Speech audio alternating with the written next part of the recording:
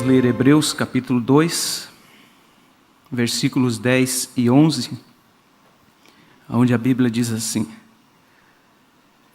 Porque convinha que aquele para quem são todas as coisas, e mediante quem tudo existe, trazendo muitos filhos à glória, consagrasse pelas aflições o príncipe da salvação deles.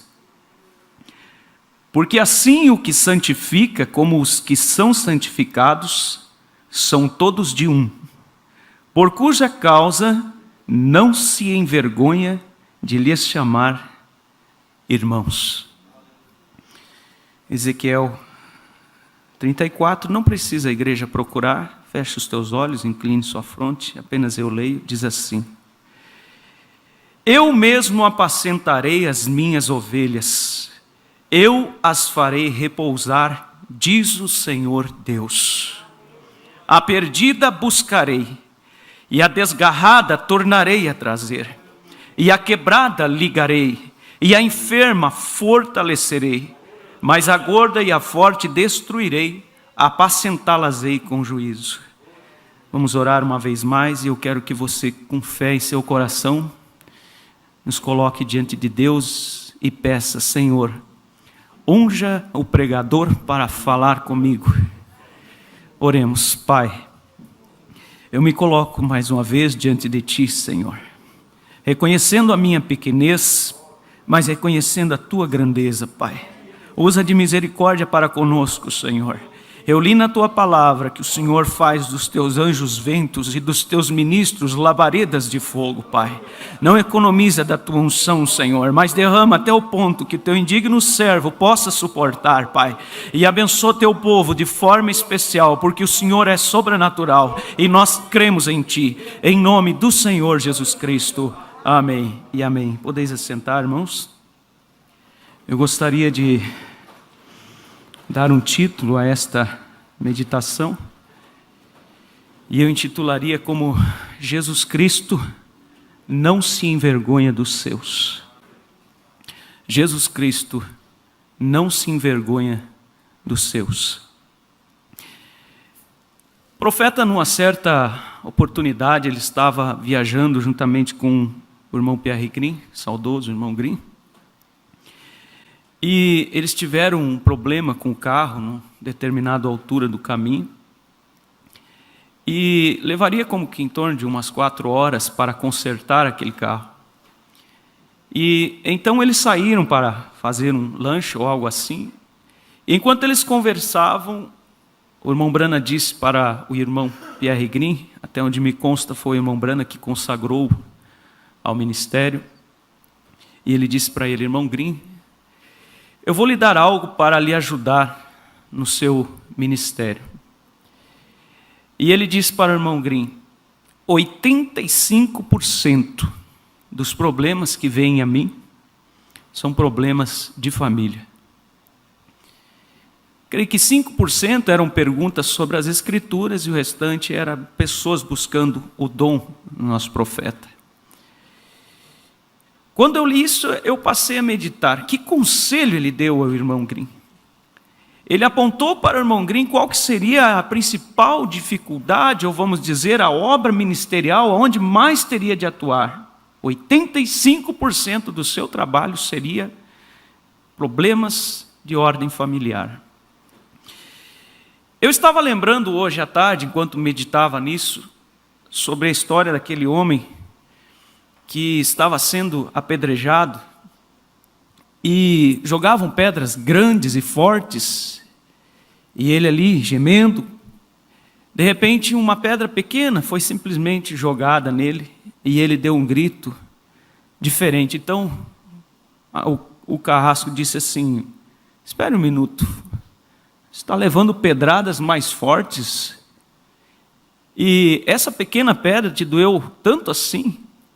E ele disse: é que essa foi jogada pelo meu irmão, quer dizer, por um amigo, por um chegado. E eu estava meditando, irmãos, que se nós formos ver, nós dizemos para os da família coisas que nós não diríamos para alguém de fora. E nós suportamos às vezes coisas dos de fora que nós não temos altura para suportar dos da família.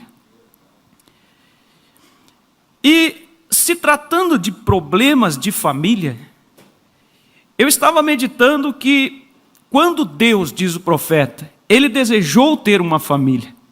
Ele é Jeová, o pai de família. E quando Ele criou o mundo, Ele começou a ter a sua família e Ele colocou um filho sobre a face da terra, Adão. Ali estava o pai de família com uma pessoa sobre a terra. E você encontra que Adão começou a colocar nome no cão, na cachorra, no boi, na vaca, no cavalo, na égua. Mas a Bíblia diz que para Adão não se achava uma adjuntora que lhe correspondesse. Vamos dizer, e Deus já começou a ter que, vamos dizer, com a sua família de uma pessoa só, resolver problemas.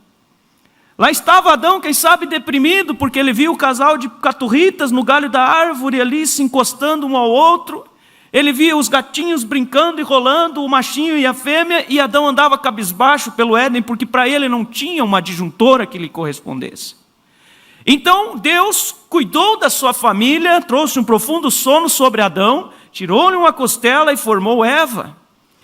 Alegrou, a família de Deus já tinha 2 pessoas. Mas aí entra a serpente, como ouvimos hoje pela manhã. E então nós temos 2 pessoas na família de Jeová. E nós temos um caso quase de uma depressão de Adão, por assim dizer, de tristeza por estar só. E depois nós temos um caso de adultério na família de Deus na face da terra. Então nós sabemos que nasceram a Eva, Caim e Abel. Nós sabemos que Caim não era filho de Adão, mas Abel era. E nós encontramos que o que acontece, Caim vai e mata Abel. E quando você começa a entrar nisso na família de Deus, com 4 pessoas, 3 da família de Deus sobre a terra, nós temos um caso de tristeza profunda, por assim dizer, nós temos um caso de adultério e nós temos um caso de assassinato. Então nós vamos entrar nesta noite, meus amados irmãos, e vamos compreender que o brilho do homem não é o brilho de Deus. Eu ouvi uma vez uma certa assistente social falando do quadro familiar que se deve ver assim, o papai, a mamãe, o filhinho, o cachorro, o gato e um papagaio, muito bonitinho, bem arrumadinho. Mas muitos de nós não temos este privilégio, por assim dizer. Mas nós temos um privilégio muito maior de fazer parte da família de Deus. E desta família, destes, Jesus Cristo não se envergonha. Nós vamos falar sobre algumas famílias aqui, nessa noite.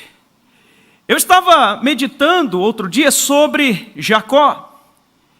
Você vai encontrar na Bíblia, quando eles no ventre de Rebeca ali já brigavam entre os dois, e Deus disse para ela, eu amei a Jacó e aborreci a Esaú.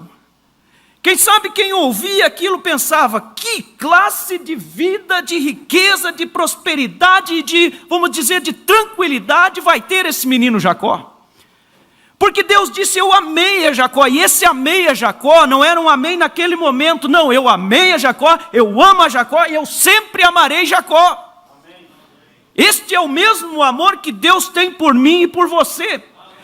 E a Bíblia diz que o amor de Deus, ele não é manifestado, vamos dizer, na prosperidade ou na riqueza, mas ele é manifestado e provado na eleição. Pelo seu muito amor com que nos amou e nos elegeu nele desde antes da fundação do mundo. Esta é a prova de que Deus te ama. Louvado seja Deus. Aleluias. E no ventre de Rebeca já estava ali Esaú e Jacó brigando. E Deus disse, eu amei a Jacó e aborreci a Esaú, antes mesmo deles terem nascido. Você vai encontrar nas Escrituras que Rebeca, ela levou 20 anos para conceber. Nós sempre falamos de Abraão, 25 anos. Rebeca levou 20.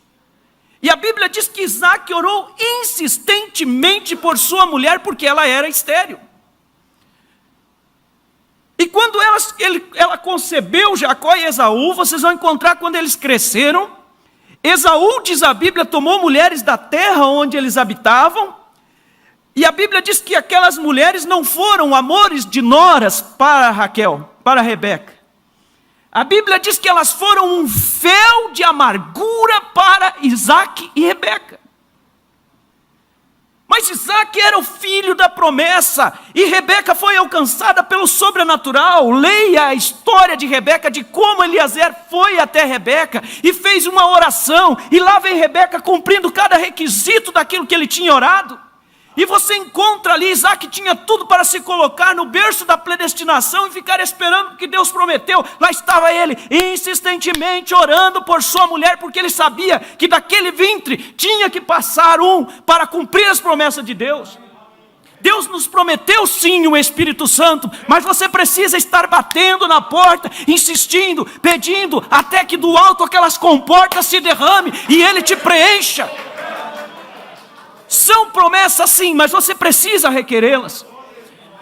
Lá estava Rebeca e Isaac com aquelas noras, vamos dizer, perturbando, incomodando, mas Rebeca sabia que haveria uma genealogia, que havia uma promessa, que o maior serviria ao menor, e ela olhava para o pequenino Jacó e dizia: é por aqui o caminho, que a promessa de Deus vai se cumprir.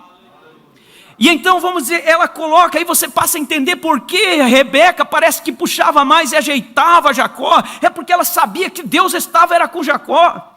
E ela coloca Jacó diante do seu pai, ele toma a bênção ali, ele compra a primogenitura de Esaú, ele não roubou não, ele comprou. Esaú vendeu de olho aberto.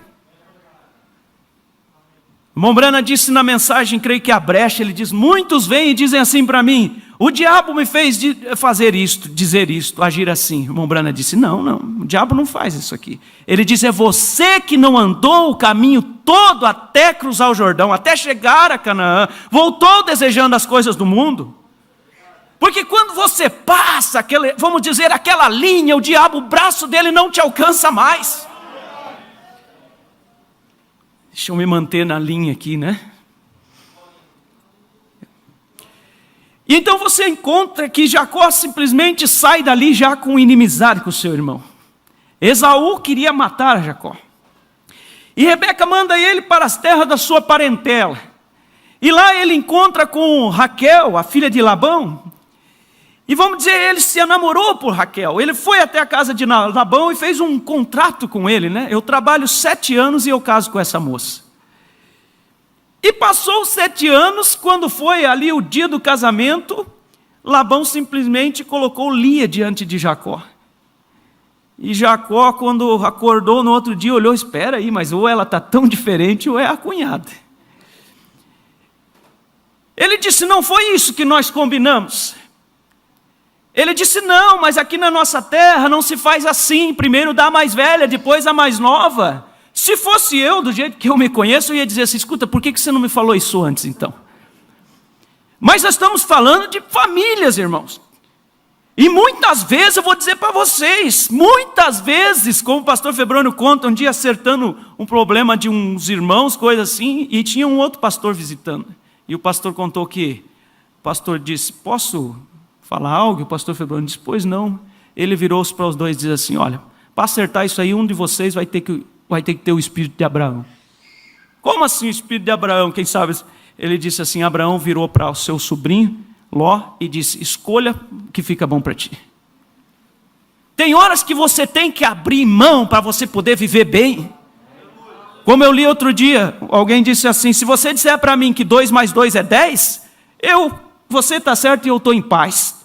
Tem coisas que não adianta, vamos dizer assim, para você. O teu direito, muitas vezes, o teu direito é o que estraga tudo. Tem horas que você tem que abrir mão, viu? E Deus já está falando aqui, ó. Tá? Deus já está respondendo aqui, ó. Tem coisas que você tem que abrir mão, está te incomodando. Passou 1 ano, 2, 3. Abre mão, vai lá e abraça e diz: olha, eu não vou mais brigar por aquela terra, não vou mais brigar por essa herança. Tá bom para você? Então fica e eu estou em paz com meu Deus. Nós estamos falando de problema de família. Esta é a maneira muitas vezes de resolver. Se você quiser continuar brigando, daí é outra história. Não é espírito cristão, né? Não resolve. Aí lá vai trabalhou mais 7 anos, casou com a Raquel. Aí ficou mais um tempo por ali, então ele sai das terras de Labão, inimizade com Labão também. Aí você vai ver que ele vai para umas terras de um homem chamado Hamor, e ele tem um filho chamado Siquém. E Jacó teve uma filha chamada Lia, Diná. E quando Diná está por lá, aquela jovem bonita, vamos dizer por assim dizer, que Jacó cuidava, amava, vamos dizer como nós, quantos pais têm aquele sonho de ver a filha entrando de branco pelo corredor, vamos dizer pura como um lírio, mas nem todos alcançam essa graça. Jacó foi um que não alcançou. Ela estava caminhando por ali, de repente aquele Siquém pôs o olho nela. Quem sabe ela um tanto ingênua ou se deixou levar, ele vai lá e os adultos entendam, esteve com ela, forçou ela. E humilhou ela, e desprezou ela. Lá chega, numa bela manhã, quem sabe, Jacó se levanta, um dia de alívio para mim, de repente vem a sua filha chorando, com os olhos vermelhos, e conta o que aconteceu. Vamos dizer que golpe no peito de um homem que foi dito que ele era amado de Deus. Aí nós vamos acompanhando logo na frente, esse mesmo rapaz se enamorou dela. E foi pedir para casar com ela. Aí os filhos de Jacó foram e disseram para eles assim: olha, tem um negócio que nós somos circuncidados. E vocês, se quiserem ficar, se você quiser casar com a nossa filha ali, com a nossa irmã, então está bem, para nós está tudo tranquilo, vocês vão e se circuncidam. Mas aquilo era simplesmente uma tática, eles se circuncidaram, e a Bíblia diz que como que no 3º dia, quando eles estavam doridos, Simeão e Levi entraram. Foi Simeão e Levi, irmão Davi? Foi Simeão e Levi. Eles entraram, fio da espada, e mataram cada homem no reino de Amor e Siquém. Na família de Jacó, você imagina o murmúrio que se deu, a fama que se deu, na família de um homem de Deus que foi amado. Então você começa a ponderar, se você tem um tantinho assim de problema, o baldão de problema que tinha na família de Jacó, e Jacó nunca deixou de ser o amado de Deus. Louvado seja Deus. Aí você imagina, irmãos, vamos dizer aquele murmúrio que se deu ali na região, a fama que se deu.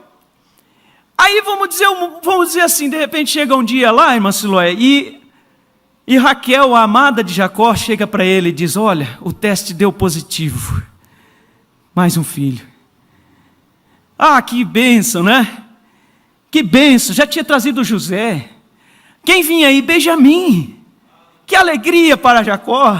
Só que quem sabe a parteira vai para o quarto, volta para o quarto, vai lá, chega diante de Jacó, suando frio, pálida. E Jacó se preocupa um pouquinho e ela diz: calma, Jacó, estamos tendo uma complicaçãozinha ali, mas vai dar tudo certo. De repente chega a parteira com o Benjamim nos braços, mas chorando, e ela diz: por que você está chorando? O menino está bem, mas a sua esposa Raquel, a sua amada, morreu no parto. Vamos dizer, isso é como uma faca no coração daquele esposo que amava tanto ela. Você pode pensar e lembrar de Jacó voltando no tempo, no Val de Jaboque, dizendo para o anjo: eu não te deixarei sem que de um todo tu me abençoe. E você olha que aquela bênção de Jacó foi uma mudança de natureza, uma mudança de nome, mas não tirou as lutas de diante de Jacó. Louvado seja Deus. E nós encontramos que lá estava ele, dorido pela dor, pela perda da sua esposa. Não bastava isso, ele tinha uma concubina chamada Bila, e o seu primogênito, Rubens, que era para dar o exemplo. Vamos dizer, um dia o pai Jacó sai de casa, dá uma passeada, ele toma a concubina do seu pai e sobe o leito do seu pai e mancha o leito com ela. Na família de Jacó, um homem de Deus.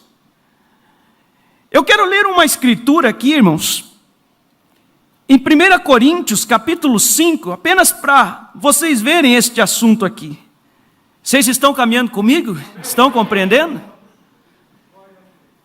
Quando você vai em 1 Coríntios capítulo 5, já no Novo Testamento, observe o que Paulo diz. E aí você se coloca no lugar de Jacó e imagina o Jacó, parte da congregação. Lá está o Jacó, e o apóstolo São Paulo envia uma carta para a igreja, dizendo assim: geralmente se ouve que há entre vós fornicação, e fornicação tal, que nem ainda entre os gentios se nomeia, como é haver quem possua a mulher do seu próprio pai. Espera um pouco, eu senti um pensamento aqui. Não estou dizendo que Paulo mandou a carta nos dias de Jacó. Vocês sabem disso, né? Tem que saber, né? Senão nós estamos... Estou montando um quadro aqui. Imagine que ele estava na igreja lá e chega a carta. Se ouve que no meio de vós acontece isso, o filho possuir a mulher do próprio pai, e Jacó lá sentado. Vamos dizer, Rúben nem estava mais ali. Estava sentado lá no fundo. Ele disse, estáis ensoberbecidos e nem ao menos vos entristecestes por não ter sido dentre vós tirado quem cometeu tal ação? Aqui no Novo Testamento, sobre o sangue. Eu, na verdade, ainda que ausente no corpo, mas presente no espírito, já determinei, como se estivesse presente, que o que tal ato praticou, em nome de nosso Senhor Jesus Cristo, junto vós e o meu espírito, com o poder de nosso Senhor Jesus Cristo, seja este tal entregue a Satanás para a destruição da carne, para que o espírito seja salvo no dia do Senhor. Isso é Novo Testamento. Nós voltamos lá atrás. Jacó tinha isso, e a Bíblia diz que ele subiu o leite, e a Bíblia diz assim, e Israel, Jacó, o soube. Estão acompanhando, irmãos? Aí você está olhando de fora assim, você diz assim, olha, como é que anda lá Jacó? Quem sabe alguém de longe. Eu estava presente no dia que Rebeca me contou que Deus disse para ela, amei Jacó. Esse homem deve ser, a vida dele deve ser uma calmaria só. Eu imagino a festa de casamento e o rapaz que se casou de boa família com a filha do Jacó, aquela mocinha. E aqueles rapazes do Jacó devem ter dado gente boa, todos eles, pessoas pacíficas, respeitosos com o pai. E quem conhecia a família de Jacó só coçava a cabeça e dizia, pois é, é hora que você não tem muito o que falar, né? Mas lá no coração de Jacó, nunca deixou aquela dúvida vir. Ele sabia que a mãe dele tinha contado, desde pequenininho, eu penso que ela embalava assim e dizia assim, ó Jacó, você não entende ainda, um dia você vai entender, a mãe vai te contar, mas Deus disse que ama você. Aleluia! É glória a Deus! Deus disse que ama você, irmã. Deus disse que ama você, irmão. Deus disse que me ama. Louvado seja Deus. Aí nós vamos caminhando um pouquinho mais. Lá vai José, começa a despontar um pouquinho, um sonho aqui, um sonho ali. E José guardava tudo aquilo ali em seu coração. De repente os irmãos de José, enciumados, pegaram José, jogaram dentro de uma cisterna, tomaram as roupas dele, mancharam no sangue, trouxeram chorando lágrima de crocodilo para o pai. Diz, olha, uma fera no campo matou nosso irmão. Eu perdi um irmão num acidente de moto, não sei se meu pai e minha mãe estão assistindo, mas um dia eu me lembro do meu pai me dizendo bem assim. Ele disse, eu enterrei uma irmã pequenininha. Ele disse, eu enterrei um irmão que eu vi morrer afogado diante de mim e não pude acudir ele. Ele disse, eu sepultei o meu pai. Mas depois que sepultou o meu irmão, ele disse, mas nenhuma dor se compara à dor de perder um filho. Não era para os pais enterrar os filhos. E Jacó sentiu essa classe de dor. Vai caminhando, irmão, vai entrando assim comigo. Eu creio que Deus quer abençoar, seja uma pessoa só, mas eu vou ouvir esse testemunho aqui. Seja pela internet ou seja aqui, alguém vai dizer assim, irmão Reinaldo, Deus, não eu, Deus tirou do meu coração aquela dor, aquele peso e eu estou livre. Aleluias, louvado seja Deus. Agora você coloca-se no lugar de Jacó, muitos poderiam duvidar daquela bênção plena. Muitos poderiam duvidar, vamos dizer que a bênção estivesse sobre a casa de Jacó, e que Deus realmente amasse Jacó, mas isso aconteceu na família de um homem de Deus. Aí nós vamos caminhando um pouquinho mais, irmãos, deixa eu pular algo aqui. Estava lembrando uma vez, o pastor Febrônio contou, acho que foi na África, depois ele corrige, eu acho que ele está, creio que ele está assistindo, né? Que um ministro da África disse assim para ele, que os ministros de hoje não gostam de lidar com cheiro forte. Problemas, cheiro forte. Gosta mais de chegar no púlpito, estufar o peito, quase passa para o lado de lá e diz: os nossos jovens, tudo casa direitinho na igreja. É bom, graças a Deus. Eu não estou falando nada, não. Dê glórias a Deus. Você acha que eu gostaria de ter passado pelos valeta que passei? Capaz. É que o Montonhão está aí, não? Montonhão falou um dia para mim assim, vocês vieram bem depois, então vão ganhar o mesmo que nós. Eu disse: olha, eu troco de passado, se alguém quiser trocar comigo, gostaria de ter nascido na igreja, ter um pai cristão, uma mãe cristã, vamos dizer assim, mas Deus já me concedeu meu pai no evangelho e vai conceder a minha mãe loguinho ali na frente, eu creio nele. E se você tem um pai fora, mãe fora, filho fora, não tem problema, basta você crer em Deus. Só olhe para ele e diz assim: aqui um pouquinho você vem. Lá estava a irmã Ratimose lá e os filhos dela dando risada, caçoando lá em cima. Ela não perdeu a esperança, irmão Davi. Ela só disse uma coisa: eu creio que tudo que você fala, irmão Brana, é a verdade. Pronto, bastou. Não é assim, culto após culto, você está aqui dizendo tudo isso é verdade, irmão Brana. Então isso basta, a Bíblia é verdade, Deus é verdadeiro. Aleluias, louvado seja Deus. Vamos caminhar um pouquinho. O irmão Brana disse, ele disse assim: eu temo que nós estejamos tornando a igreja bonita demais para o sujeito que chega. Nós não devemos nunca esquecer que a igreja é um hospital. Amém? A igreja é um hospital. E quando a pessoa chega aqui, quando ela chega no hospital, sabe, irmã Zélia, a irmã trabalhou lá, você não vai perguntar para a pessoa acidentada se dizer assim: você andava correndo muito, né?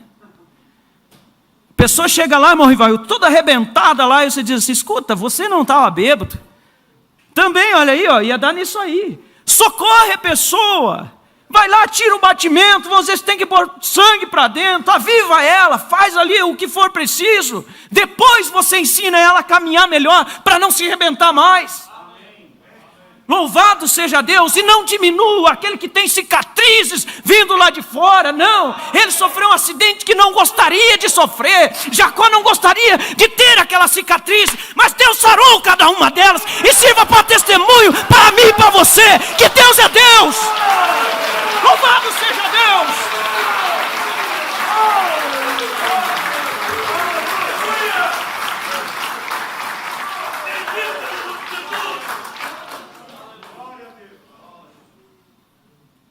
Estava meditando outro dia, sabe, irmão? Por que Deus não pegou um cisne ou um pavão para levar comida para o Elias? A Bíblia diz que ele tomou o quê? Mas o corvo não é um bicho nojento? Não é um bicho sujo? Mas eu não creio que ele pegou o bicho lá com as patas enlameadas. Vamos dizer que ele deu um trato no bichinho, né?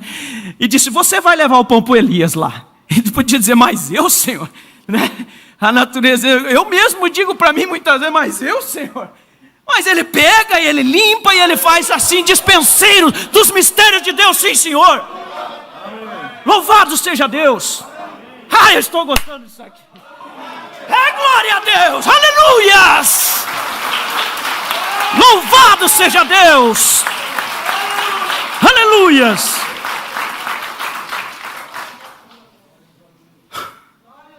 Aleluias.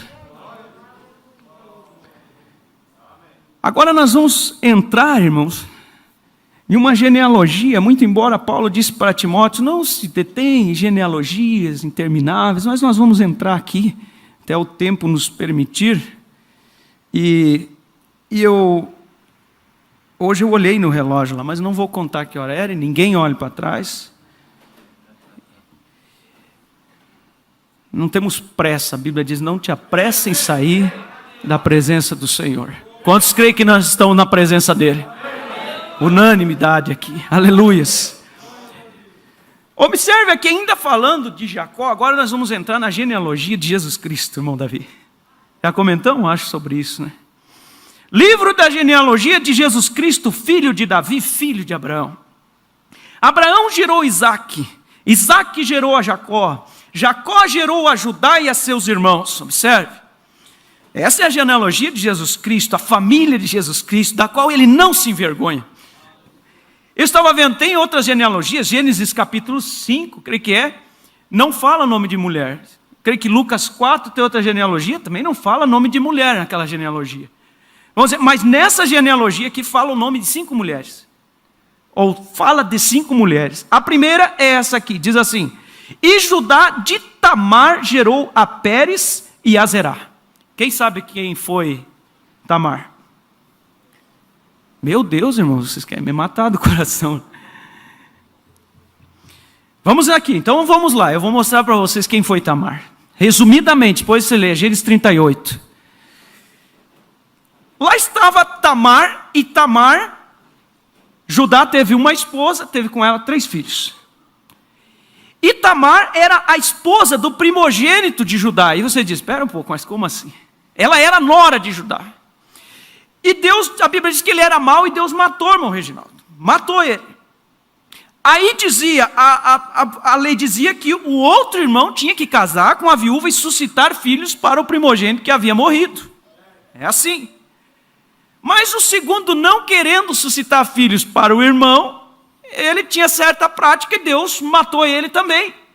E sobrou o menorzinho.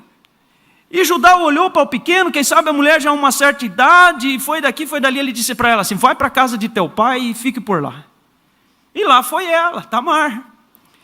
De repente, Judá ficou viúvo, e num belo dia ele saiu, passou lá para as terras para onde morava, e foi dito para ela, teu sogro está passando por aí. Ela disse, então é agora.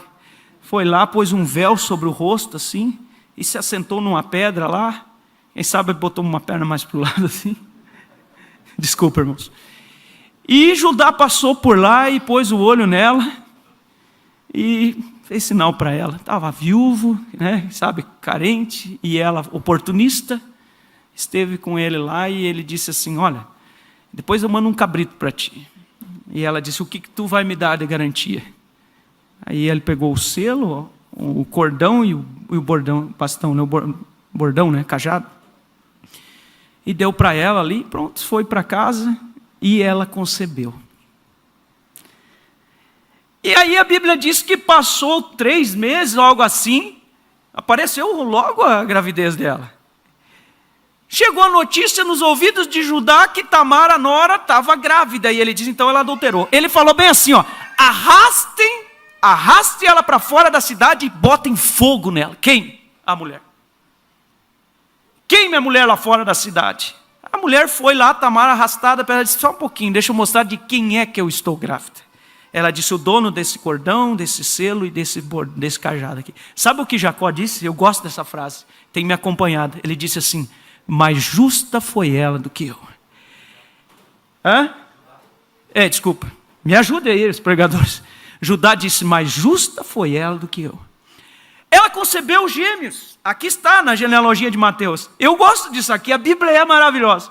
A parteira estava fazendo ali, Zerá botou o bracinho para fora, primeiro ela amarrou uma fita e disse, esse é o primogênito, pode fazer a festa aí que esse é o primogênito. A Bíblia diz que ele puxou o braço de volta e saiu Pérez primeiro. Quando você vai lá na genealogia, quem sabe a família podia ter cuidado, aquele da pulseirinha no braço, segundo a palavra da parteira. Mas o que vale é a palavra de Deus, e na genealogia de Jesus Cristo lá está Pérez como primogênito. Aleluia, louvado seja Deus. Palavra de parteiras, eu não sei lá, quando eu nasci, a parteira falou assim para o meu pai e para minha mãe. Ela disse assim, ó, é um menino, tá bem, mas só tem uma coisa, ele vai ser mudo, não vai falar. Eu não chorei, mas eu nasci passado do tempo, já estava pretinho, né, mal respirar. Ela não te conheceu hoje, né? Daí Deus deu uma bofetada na cara do diabo e disse, vai falar e ainda vai ser um pregador. Aleluia, louvado seja Deus. Louvado seja Deus. Aleluias. Eu quero ler uma escritura aqui, Ruth capítulo 4. Ruth capítulo 4, oh que coisa. Aí você observa, meu irmão Rolston, nós podemos achar estranho isso daqui.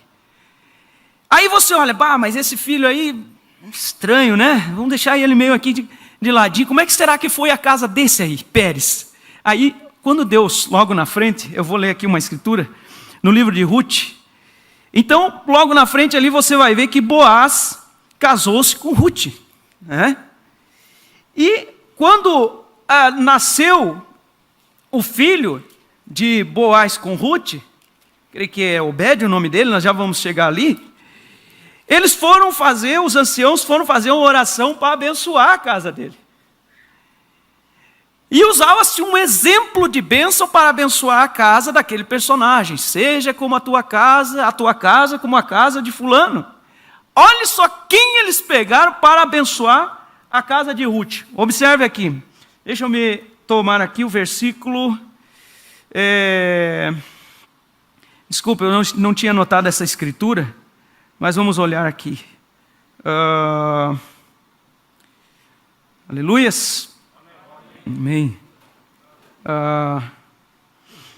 Aqui, versículo 11. Disse assim: e todo o povo que estava na porta e os anciãos disseram: somos testemunhas, e o Senhor faça a esta mulher que entra na tua casa, como a Raquel e como a Lia, que ambas edificaram a casa de Israel, e porta-te valorosamente em Efrata, e faze-te nome afamado em Belém, e seja a tua casa, observe, seja a tua casa como a casa de Pérez, que Tamar deu a Judá. Vocês conseguiram compreender? Irmãos, isso faz o nosso coração saltar. Aí nós observamos, vamos seguir aqui. Não deixe a atmosfera cair, irmãos. Amém? Não deixe a atmosfera cair. Nós vemos que aquele filho, vamos dizer, de Judá, com a própria nora, foi um exemplo de bênção ali, naquele lugar, a ponto de ser tomado como um exemplo para os anciãos abençoar a casa de Ruth. Então não olhe para o antes, mas você olhe sempre para o depois de Cristo.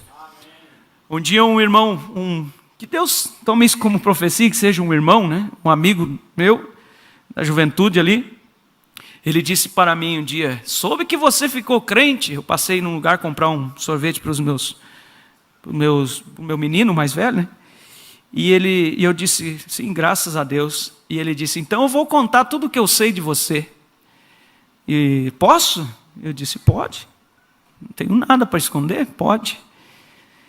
E ele disse: então eu vou contar. Eu falei: sinta-se à vontade. Eu disse: mas antes vamos fazer um trato. Cada ano você venha e conte a partir de hoje. Você diz: a partir desse momento você vai começar a contar também. Conta o ano que vem, no outro ano, e isso já tem ido para 15 anos. E eu gostaria que ele contasse. Aleluias. Vamos aplaudir o Senhor. Louvado seja Deus. Aleluias. Louvado seja Deus. Observe aqui, então vamos seguir rapidamente essa escritura. Não tão rapidamente, mas vamos andando. E Judá gerou de Tamar a Pérez e a Zerai. Pérez gerou a Esrom, Esrom gerou a Arão, e Arão gerou a Aminadab, e Aminadab gerou a Naasson, e Naasson gerou a Salmão. Não fala nome de mulheres. Sabe, irmão, quando eu leio isso, irmã Silvia, parece que Deus fez questão de pontilhar cada uma dessas mulheres, sabe, irmão Vicente? Para mostrar para nós a graça dele e o poder restaurador dele. Agora, nós não estamos aqui, irmão, defendendo coisa errada, celebrando vidas tortas. Não. Paulo disse assim: agora, permaneceremos no pecado para que a graça, vamos dizer, aumente? De maneira nenhuma. Amém? Observe aqui: e Salmão gerou de Raabe a Boaz. Nós falamos na live, quando sabia que Raabe era mãe de Boaz? Aqui está ela, Raabe, a meretriz de Jericó. Será que ela sabia, irmão Gessé, que um dia ela faria parte ali, estaria o seu nome na genealogia de Jesus Cristo? Nós falamos ali na live naquela sexta-feira, Raabe, você encontra ela aqui na genealogia de Jesus Cristo. Depois você encontra ela lá na galeria dos heróis da fé, no mesmo degrau que Enoque, que andou com Deus. Irmão, o sangue traz este equilíbrio. Não existe maior nem menor. Você chega na porta e ganha uma veste nupcial. E você está, vamos dizer assim, no mesmo nível, no mesmo patamar. O sangue de Jesus Cristo põe uma linha em tudo isso. Louvado seja Deus. Gerou de Raabe a Boaz. E Boaz gerou de Ruth a Obed. Aí você diz, mas Ruth não tem problema. Sabe a descendência de Ruth? Moabe. Sabe como é que Moabe, vamos dizer, Moabe nasceu? De Ló com a própria filha. Sabe o que eu me pergunto, irmão Antoninho? Se Deus dissesse para mim, aqui está a história, escreva essa genealogia, será que eu colocaria o nome dessas mulheres? Será que eu colocaria o nome dessas mulheres ou eu, mesmo na minha condição de um pecador salvo pela graça? Será que eu não teria alguma reserva, sabe, irmã Isabel, de colocar Raabe ali naquela genealogia? Será que eu não teria algum receio de colocar a situação de Tamar naquela genealogia? Será que eu não teria receio de citar aquela moabita chamada Ruth? Mas esse que não se envergonha dos seus foi lá e colocou, vamos dizer que ele nem pausou a caneta, vamos dizer assim, nos píncaros da glória, antes da fundação do mundo. Ele foi escrevendo, quem sabe, vamos dizer, aqui está o preço do meu sangue, troféus da minha ressurreição. Louvado seja Deus, nós ouvimos o testemunho do irmão Claudio Mira aqui. Ai, irmão, se aquilo não enche o nosso coração de gozo, isto somente prova que Deus continua sendo Deus. Louvado seja Deus. Então nós vamos um pouquinho mais, e nós vemos que gerou Obed, Obed gerou a Jessé, Jessé gerou ao rei Davi, e o rei Davi gerou a Salomão de quem? Betseba. Da que fora mulher de Urias, ainda diz a Bíblia. Irmãos, eu vou caminhar mais um pouco. Vocês sabem que Betseba era esposa de Urias. E Urias era um soldado de Davi. Você vai lá, que é 1 Reis 17, por ali, se não me falha a memória. Ou 1 Samuel, me perdoem, irmãos. Não lembro exatamente, mas a Bíblia começa a dizer assim, na primavera, época em que os reis saem à guerra. Quem era Davi? Rei. Chegada a primavera, época em que os reis saem à guerra. Davi tinha que estar onde? Na guerra. Vamos dizer assim, vamos trazer aqui. Domingo, às 18 horas, o povo, da igreja do pastor Febrônio Rodrigues Neto se encontra no tabernáculo, começa o culto. Aonde nós temos que estar? Mas tem a pandemia, então tá bem, vamos dar um aqui. Mas, irmãos, a pandemia vai passar. E de repente alguns ficam com a pandemia. Quer dizer, se morreu de coronavírus, mas tu está vivo? Mas o coronavírus matou. Não é brincadeira. Muito vai morrer de coronavírus. Mas você está vivo? A casca está, né? Só que eu comecei a ficar em casa. Na época em que os reis tinham que sair na guerra, a Bíblia diz que nós fomos feitos reis. Eu fiquei em casa, fui olhar o Facebook. Quando vi, eu estava olhando que não devia. Esteja no lugar que você foi chamado a estar. Esteja no lugar que você foi chamado a estar, e Deus vai estar contigo. Agora esteja fora do seu lugar, você é responsável por si mesmo. Aí você encontra, irmão, que Davi simplesmente pôs os olhos naquela mulher, e a Bíblia diz assim, irmãos, numa tarde ele se levantou, dormindo de tarde, irmão Antoninho, o rei, na primavera, onde ele tinha que estar na guerra. De que lugar chega um homem? Quando Urias, que era um simples soldado de Davi, vamos dizer, Davi, quando ele teve o caso com Betseba e ela engravidou, porque ele chamou ela e teve o ato com ela, ele engravidou. E agora, como é que eu vou ajeitar essas coisas? Aí começa a dar um jeitinho. O pastor Febrônio disse, que coisa sábia, e é verdadeiro. Ele diz, eu não sei qual é o primeiro pecado de alguém, mas o segundo sempre é mentira. Lá vai Davi, chama Urias. Urias, como é que está a batalha? Davi, quem sabe, o Urias, quem sabe, diz, mas Davi nunca me tratou desse jeito. Disse, vai para casa lá, fica lá com a tua esposa um tempo lá, para que esteja com ela e vamos apagar a coisa aqui, e o filho é dele. E Urias disse assim, como posso eu, meu senhor? Que tapa na cara, né? Como posso eu, meu senhor? Quando o meu senhor Joabe, ali o chefe dos exércitos, e os meus irmãos estão na peleia, como posso eu descer na minha casa, estar com a minha esposa quando meus irmãos estão na guerra? Mas o rei estava em casa dormindo de tarde. O pai de família que tinha que estar dando o exemplo não está dando. A mãe de família que tinha que dar o exemplo não está dando. Depois nós arcamos com as consequências. Como dizia o pastor, o plantio é uma escolha, mas a colheita, meu irmão, é inevitável, ela vem. Aí o Davi, quando embriagou, viu que não ia dar conta lá, ele mandou uma carta pela mão do próprio Urias, pelo próprio Urias. Põe na mão de Joabe lá. Joabe olhou para ele e disse, quem sabe deu um abraço no Urias, né? Disse, vai lá na ponta da peleja, lá na frente lá. E Davi, a carta dizia assim, bote Urias na frente e quando a peleja apertar, sai, deixa ele sozinho. Pode você, irmão e irmã, pensar num homem segundo o coração de Deus, irmão Rivailton, fazer uma coisa assim? Irmãos, quando nós descaímos um pouquinho, eu vou dizer para você, você não sabe a que ponto o diabo pode te levar. Entende? Você não sabe a que ponto o diabo pode te levar. E lá eles saíram, mataram o Urias. Aí a mulher ficou viúva. Davi disse, viúva pode casar comigo. Então tá, né? Chamou ela lá. Mas aquela viuvez foi diferente da viuvez de Abigail. Porque no tempo de Abigail, vamos dizer, Davi honrava aquele título de um homem segundo o coração de Deus. Deus matou Nabal. Ele tomou ela por viúva, mas nesse caso aqui foi diferente. A Bíblia diz que quando Davi cortou a orla do manto de Saul, o coração de Davi doeu. Mas nesse caso aqui a Bíblia não relata, eu não me lembro de nenhum lugar, irmão. Uma lágrima de Davi, uma. Mas Deus que vê todas as coisas.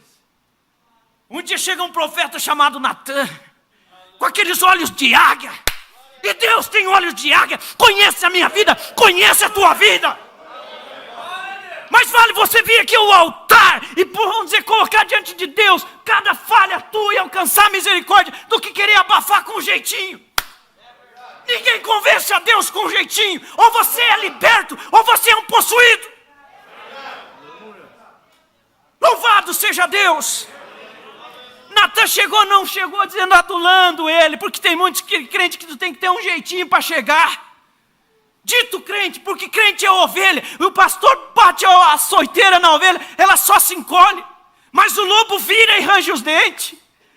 Natã chegou com aqueles olhos assim, olhou bem na cara de Davi e disse, escuta aqui, rei Davi, eu tenho uma parábola para você.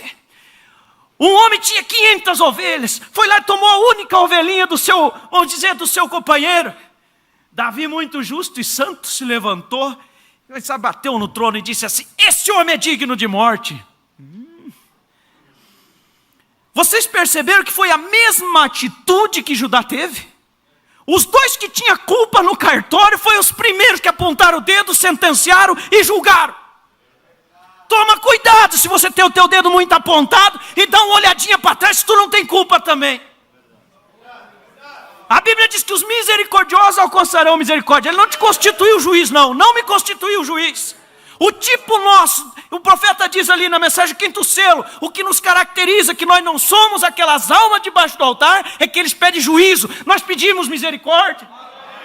Mas Davi estava fora do seu lugar, não tinha mais nenhum sentimento, ele disse, este é homem digno de morte. Quem sabe Natã deu uma paradinha e olhou, seu descarado, esse homem é você, Davi, tomou a única mulher do seu irmão ali. Mas o que acontece é que o filho, vamos dizer, aquele do ato, aquele morreu, mas o próximo foi Salomão, e você encontra ele na genealogia de Jesus Cristo. E aí você vai encontrando e você vai ver até que chega em Maria. Aí nós temos a quinta mulher. Quantos sabem o que representa o número 5? O que representa o número 5? O que representa o número 5? Aleluias, vamos tocar Sublime Graça.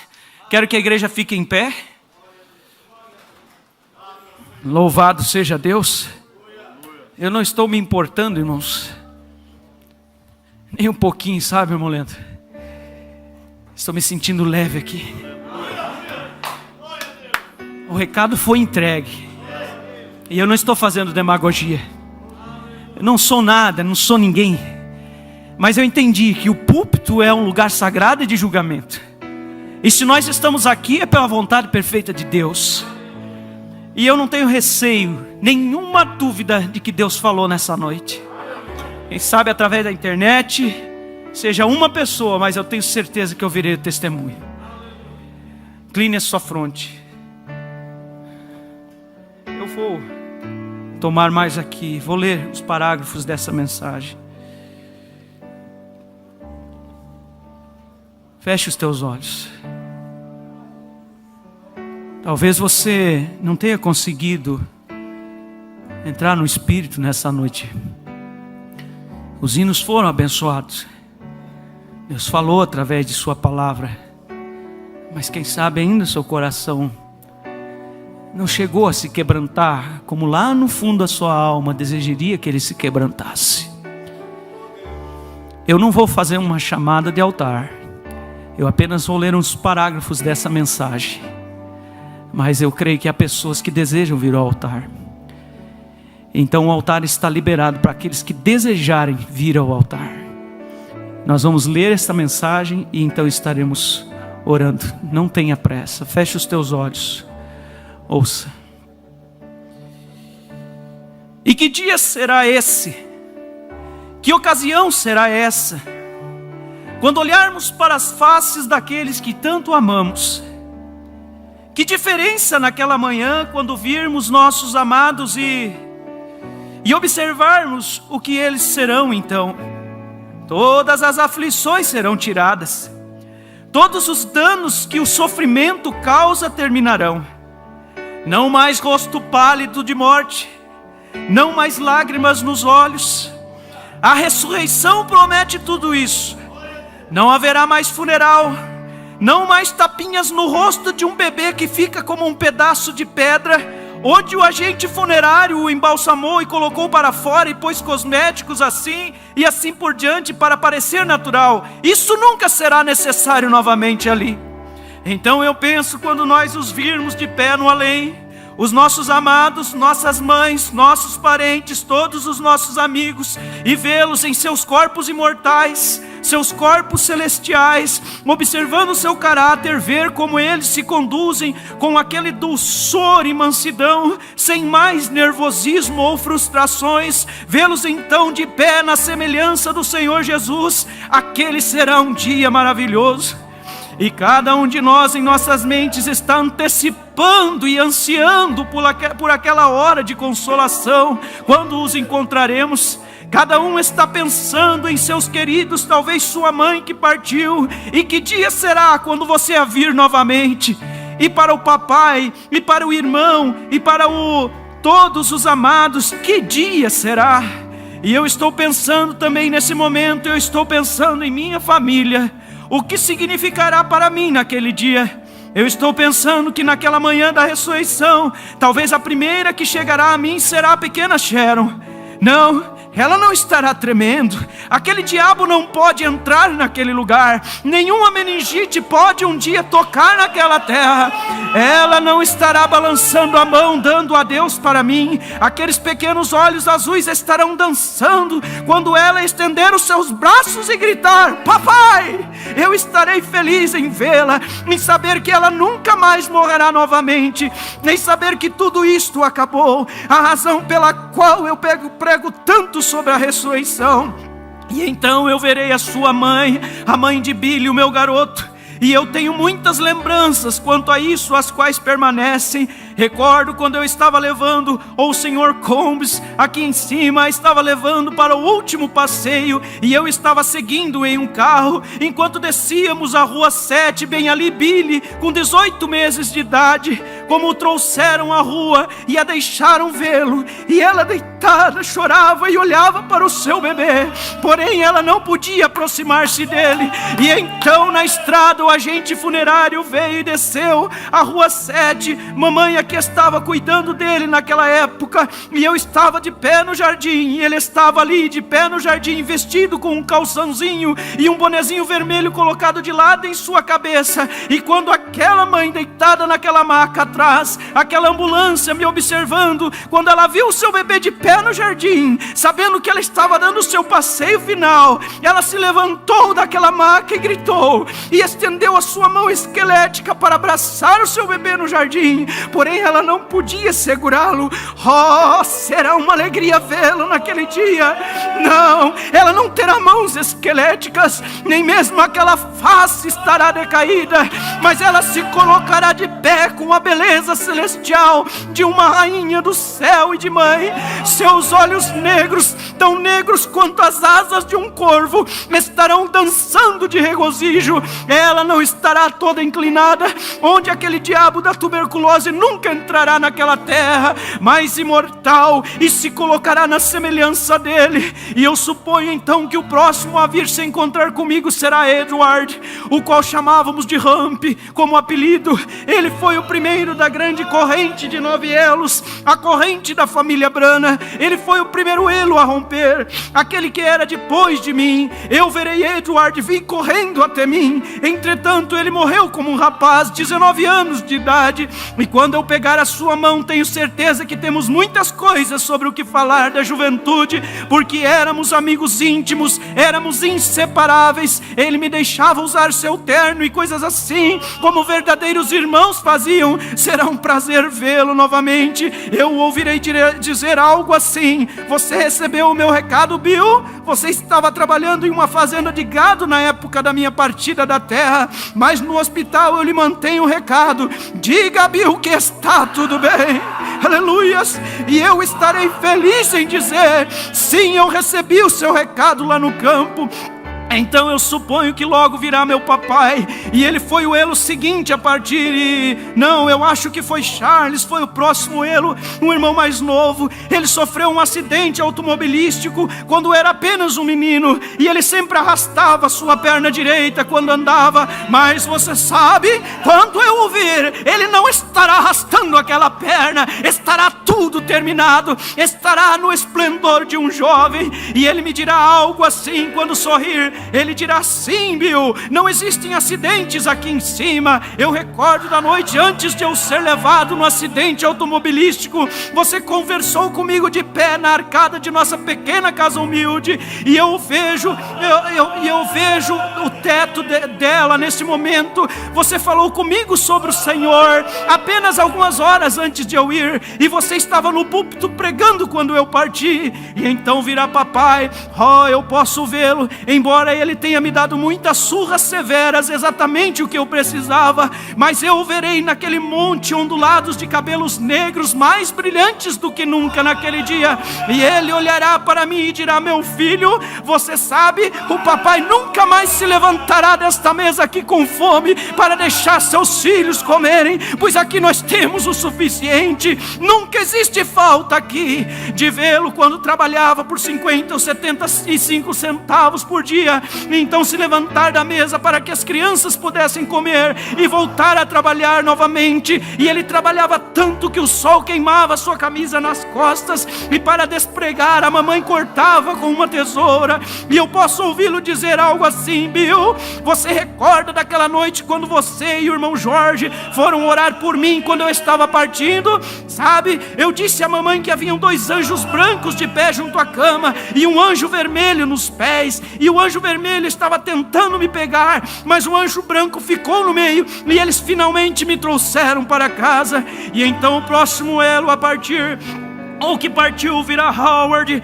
e eu verei Howard como que andávamos juntos pelos lugares aonde íamos, em todas as partes, chamado para ser um ministro, grande personalidade, mas seus associados o retiveram. A última conversa que tive com ele, ele me disse: Billy, quando eu partir, eu quero vir. Eu ouvi partir por uma visão cerca de 4 anos antes dele, e irmão, disse-lhe, vi o papai marcar a sepultura dele e dizer que ele era o próximo. E ele disse: há uma coisa que eu quero que você faça por mim. E ele disse: eu atrapalhei a minha vida, eu tenho sido casado e tudo mais, e eu não sei o que aconteceu. E eu disse: você crê nele, Howard? Aleluias, eu quero perguntar: você crê nele, irmão? Você crê nele, irmã? E ele disse: com tudo que há em mim eu creio nele. Com tudo que há em mim eu creio nele. Pode você dizer nessa noite: com tudo que há em mim eu creio nele. Louvado seja Deus. Ele disse: com tudo que há em mim eu creio nele. E dentro de mais ou menos 2 ou 3 dias antes de partir, ele fez as pazes com Deus, com o irmão Neville e os outros ali. E ele disse: há uma coisa que eu quero que você faça. Quando eu partir, Bill, peça-lhes para cantar para mim. Ele compreenderá e dirá: bem está. E eu creio, antes de eu apertar a mão de Howard, que eu ouvirei parar, olhar para mim e dizer: Bill, ele compreendeu.